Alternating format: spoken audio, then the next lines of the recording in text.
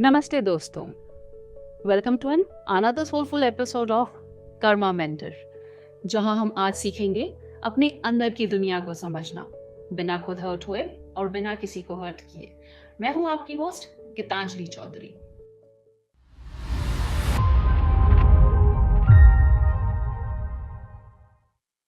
आज का टॉपिक है तो सिंपल पर सबसे complex, the mirror with in. हाँ, वही मिरर जिसमें हम रोज अपना रिफ्लेक्शन देखते हैं। पर क्या हम खुद को देखते हैं या सिर्फ अपनी इमेज को?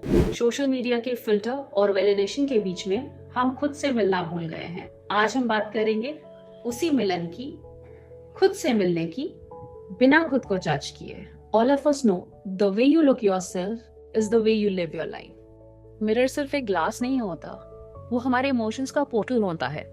आपने कभी नोटिस किया है, जब हम खुश होते हैं तो हमारी आंखें अलग चमकती हैं, और जब हम सैड या अनहैप्पी होते हैं, थके होते हैं, तो वो मिरर में अलग नजर आता है। मिरर हमेशा सच बोलता है, पर हम सच को छिपा देते हैं फिल्टर्स के पीछे, सेल्फीज के पीछे, या कभी कभी फेक स्माइल के साथ आई एम फाइन के पीछे। पर सच तो ये है, अगर खुद को बिना मास्क के देखा जाए तो हीलिंग वहीं से शुरू होती है। चलिए ये भी आपको एग्जाम्पल देके समझा दी। रिया 14 ईयर ओल्ड, वो रोज स्कूल जाती है। स्कूल जाने से पहले मिरर के आगे खुद को देखती है और कहती है मुझे ये पिंपल पसंद नहीं है और वो पसंद नहीं है। ऐसे धीरे धीरे उसने सिर्फ अपने फ्लॉज को नोट करना शुरू कर दिया और सैड रहने लगी। फिर उसकी दादी ने उसे एक दिन समझाया कि तुम पॉजिटिव भी तो नोट करो। देन नेक्स्ट डे जब वो शीशे के आगे खड़ी हुई, उसने रियलाइज किया मेरी आंखें और नाक कितनी खूबसूरत है। Then she realize the most important thing is कि मैं जिंदा हूँ और मैं कोशिश कर रही।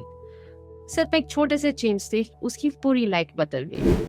एक और एग्जाम्पल देके समझाती हूँ। कविता 47 ईयर ओल्ड, रोज मिरर देखना उसके लिए एक रूटीन जैसे था, सिर्फ लिपस्टिक लगाना और हेयर फिक्स करना।